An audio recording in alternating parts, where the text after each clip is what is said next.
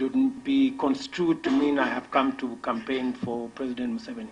I think President Museveni has been campaigning in Uganda for a very long time, and he has sufficient experience, and he has sufficient knowledge.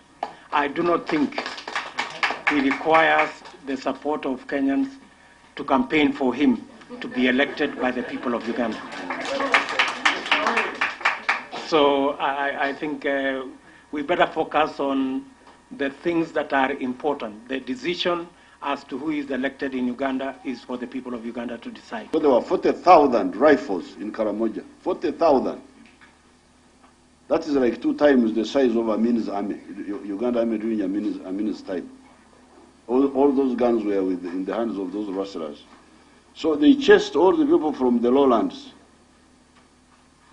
People had to run away. And they were impoverished, the population. So that was one source of insecurity.